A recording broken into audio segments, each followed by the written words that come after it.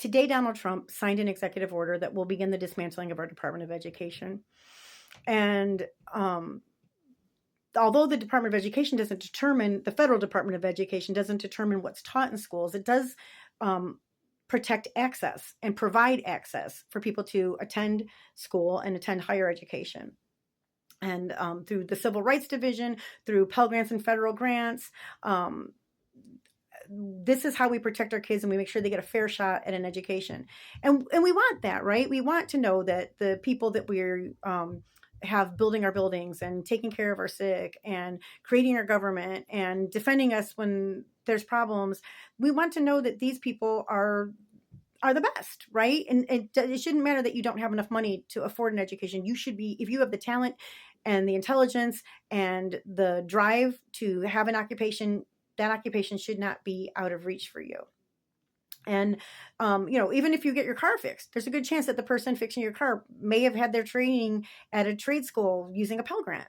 I mean, it's that pervasive. Everywhere you turn, you can see the benefits of our Department of Education. They're going to have the Department of Education dismantled by Linda McMahon. Linda McMahon, who was sued by 5 ringside boys for failing to protect them when they were working for the Wrestling Federation. But they were being sexually exploited by a ringside announcer who was videotaping these terrible things that he did to these children. And the McMahons, they did not protect these children. Linda McMahon also chooses to remain married to a husband who has multiple allegations of rape and of sexual trafficking against him. In one case, a woman has credibly alleged that he defecated on her head during a threesome and continued to have sex with her for like more than an hour while the feces ran down her back and her head. And Linda McMahon, she's still married to him. She's very wealthy. She could afford a good lawyer. She can afford to live without him. She chooses and opts to stay with him. And that is poor character and poor decision making. And she does not belong in our government. I don't want her, to be honest with you, I wouldn't want her living next to me. Okay. This is who's going to dismantle our federal Department of Education. Now, there's going to be people out there that say, oh, throw it back to your states. Well, a lot of that's really great depending on where you live, right? So children and people who live in poor states, they won't have the same access that people who live in more, wealthy states have. It depends on who's running your government, right, in your state. Here in Ohio, our government just passed SB 1. This is a heavily gerrymandered state.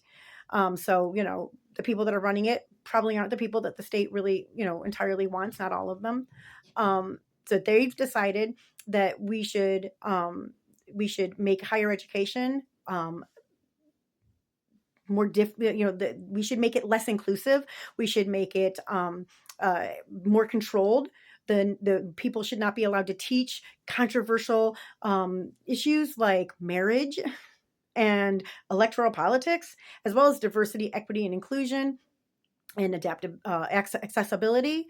All of these things would be off limits under SB 1 for teaching. And also, it will target one specific occupation, educators in our public colleges and universities, and say that they no longer can collectively bargain or strike. So out of everybody in Ohio, just those people won't have the right to handle grievances with their employers the way that they want to. Just those. And there's more to the bill other than that too. And of course it attacks all kinds of people. And it's terrible. And if you're watching this and Governor DeWine has still not signed it, please call him, ask him to veto SB 1. It's so important. But why are they doing this, right? Why are they doing this? Well, there's a big push to use our public education system as an indoctrination system, right? For right-wing Christian ideas.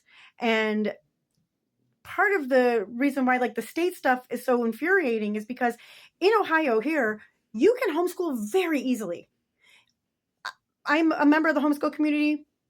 There's no problem with homeschooling your children. If you don't like what the public school has to offer, you can just simply, it's the easiest it's been in decades.